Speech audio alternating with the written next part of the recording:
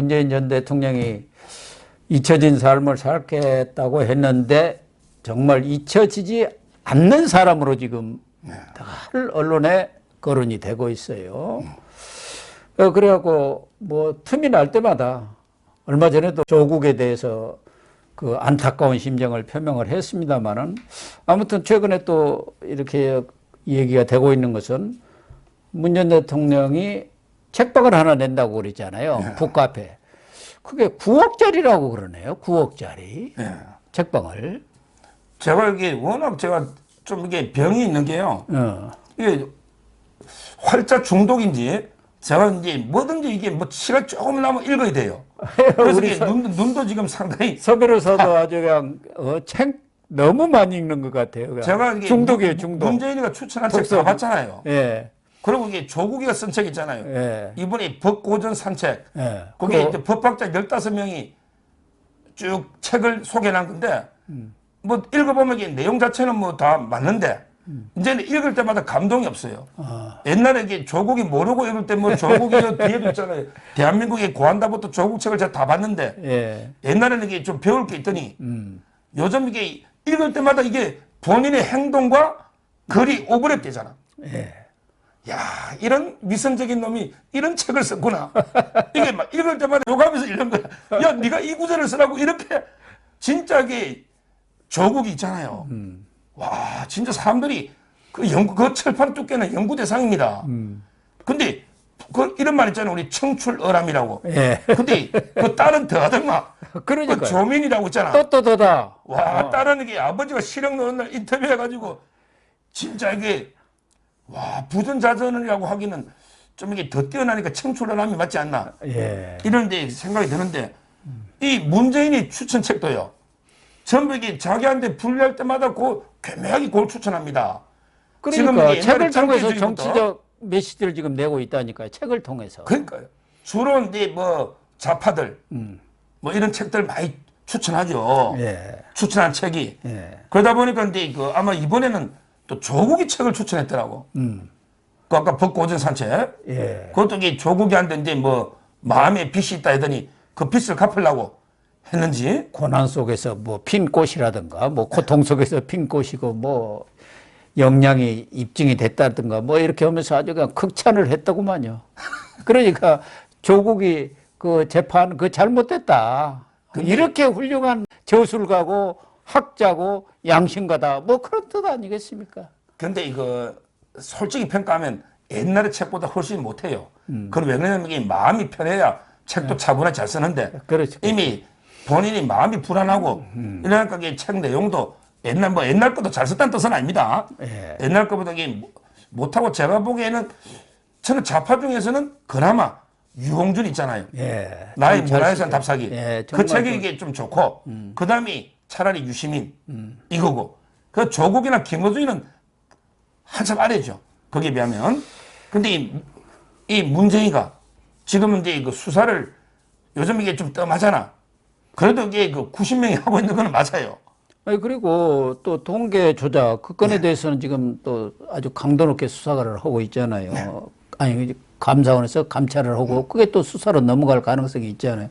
그래가지고 황덕순 일자리 수석, 전 수석들, 김상조, 홍장표 뭐 이런 사람들 다 불러서 조사를 했고 전현직 통계청장도 했지 또 뭐 장하성이까지도 부른다는 거 아닙니까? 그러니까 문재인으로서는 심사가 안 좋은 거죠. 심사가 뒤틀려 있어요. 그러니까 책방이라도 내가지고 책을 통해서 이렇게 은근히 정치적 메시지를 내겠다 그런 뜻 아닌가? 그런데 그것도 어디서 그렇게 현금 있는데 9억을 탁 현금으로 지급을 했다고 하네요? 그러니까 근데 그 집을 사는 거요. 예. 이게 상당히 비싸게 시세보다 그 시골 집인데 예. 상당히 8억 5천이나. 그 사람이 전직 대통령 집을 좀 이게 그 수집하는 사람 같아. 그러니까 박근혜 집, 이명박 집, 문재인 집을 사서 이렇게 전직 대통령 관광 코스를 만들어서 사업하려는 이런 게 의도인지 뭐 좀 비싸게 팔았는가 봐요. 그러니까 그 9억에 사갖고 26억에 팔았으니까 17억 차익을 챙겼지 않습니까? 그러니까. 완전히 이 부동산 투기 대표적인 사람이 문재인이라니까요. 결과적으로 그렇죠. 결과적으로 그런 거 근데 아닙니까? 저는 이제 그 처음에 좀 비싸게 사줘가지고 예. 우회적으로 뇌물 준 게 아닌가. 뭐 그런 건 아닌 것 같고 하여튼 이 전직 대통령 집을 전문적으로 사고 있는 거죠. 그래서 평산마을 그 사저에서 120m 떨어진 그 대지 면적 695제곱미터면 한 300평 되나? 어쨌든 그 1층 단독주택을 8억 5천에 매입했고 5천만 원 들여서 리모델링 해갖고 9억을 들여서 이제 북카페를 곧 연다는 거 아닙니까? 그래갖고 자기가 가서 북카페 뭐 책방지기 이걸 하겠다는 거예요. 그러면은 그게 자연스럽게 거기가 지지자들이라든가 이런 쪽에 뭐 아지트랄까? 그렇죠. 무슨 구심점이 안 되겠습니까?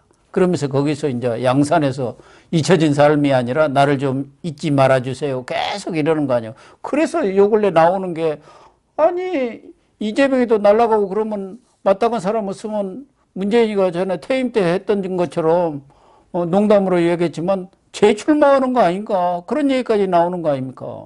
그거는 이제 그 법상으로 불가능해요.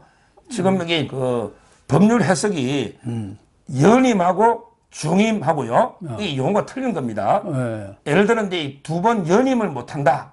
이러면 이게 한 번 쉬었다가 옛날에 그 푸틴처럼 네, 네. 러시아 푸틴이 메드베데프가 대통령하고 그다음에 푸틴이 또 대통령 하잖아요. 예. 근데 우리나라는 이게 아예 단임제로 돼가지고 중임을 못하기 때문에 다시는 한 번밖에 못한다. 이런 되네. 의미라는데 이설이 없어요.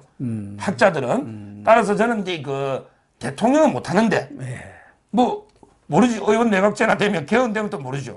개헌이 되면 그런 게 또 모르고. 근데 문제는 이 이자가 저는 두 가지로 봐요. 첫째는 이게 상황 노릇 좀 하겠다. 이 권력 욕심은요. 나이가 들수록 죽을 때까지 더 심해진대. 노욕이. 우리 그 영조 보면 알잖아요. 권력 욕심은 권력은 이게 부자지간에도 못 나누고 사도세자 그 비극이 있잖아요.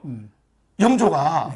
그러니까 저는 이 문재인도 권력욕이 강한 거죠. 끝까지 나에게 상황 정치 한번 해보겠다. 뭐 이런 게 욕구가 하나 있고 두 번째는 이제 불안한 거죠. 저는 그보다는 이게 그 자기 이것도 방탄이에요. 제가 좀 전에 그랬잖아요. 이재명 수사팀이 60명인데 지금 이게 문재인 수사팀은 90명인데 문재인도 방탄을 해야 할 거 아닙니까? 지금은 문재인은 이재명은 활화산이고 화산으로 비유하면 지금 이게 폭발하고 있는 화산이고 문재인은 잠깐 휴화산 네. 좀 쉬고 있는 예. 이게 폭발하면 더 무섭습니다. 휴화산이에요. 예. 지금 이재명 때려잡는데 지금 검찰이 다 이게 돼가지고 이게 문제가 요즘 뜸하지요. 예. 근데 지금 여러 가지 이게 북한 문제나 지금 재판 중에 있지 않습니까? 예. 그러면 이게 그 한두 개만 점거 놓으면 이게 다 캐비넷에 지금 있거든요. 또 수사 중에 게 90명의 검사가 있어요. 따라서 저는 아마 근데 문재인도 방탄 차원에서 계속 이게 지지자들을 규합하고 또 이게 지지 의원들도 모으고 이런 차원에서 이게 두 가지 차원. 자기 DS 상황 정치, 그 다음에 자기 방탄 이런 게 목적으로 막 책방도 열고 잊혀진 삶이 아니고 이렇게 지금 이게 언론에 얼마나 사소한 것마다 개 한 마리 죽을 때도 얼마나 글을 많이 올렸습니까? 국민이 알바하고 이런 이게 쇼를 하고 있는 거예요. 그런데 아까 서 변호사님이 자꾸 이재명 이후에 대안이 없다 이런 말씀하셨는데 뭐 2027년 대권 후보들은 저는 꽤 몇 사람 있다고 보는데 뭐 김부겸이나 김동연 경기지사나 지금 그러면은 이 당대표 내년 총선을 이끌어갈 사람 이 사람이 마땅치 않다는 것 아니겠습니까? 그런데 전에도 내가 몇 차례 얘기를 했습니다만 정치권 일각에서 들려오는 이야기는 문재인 쪽도 마찬가지고 이재명이를 날리면은 저 사람 가지고는 총선에서 못 이긴다. 그럴 때 비대위 체제로 가면은 정세균 같은 사람을 딱 내세워서 국회의장도 있고 총리도 있고 당내에 무슨 적이 없고 그래갖고 정세균 비대위 체제로 가는 방안 이것도 심도 있게 검토하고 있다고 하더라고요. 뭐 제가 봐도 이게 그 원래 비대위 하면 이게 문희상인데 예. 문희상이는 이제 한물 갖고 이제 거기는 이제 너무 많이 써먹었고 그다음에 이낙연은 안 이재명하고 대척점이 있기 때문에 그것도 안 될 거고 그다음에 김경수가 이제 논데 아직 그 사면 복권이 안 됐죠. 여러 가지 이게 문제가 있죠. 그렇죠. 그렇다면 이게 뭐 저는 이재명 다음에 비대위원장은 김부겸이나 그다음에 정세균 정도가 아닌가. 둘 다 이게 성격이 좀 무난하니까 이런데 비대위 체제 저희 입장에도 고려해봐야 돼요. 호남을 겨냥한다면 이재명이 정세균 권력가 되더라도 계속 끌고 가는 게 우리한테 유리한지 아니면 이게 이재명이 완전히 구속돼 꼬꾸라지고 비대위로 가는 게 유리한지 저희도 이게 좀 전략적인 판단을 해봐야 되지 않나 이런 생각이 들어요. 그렇습니다.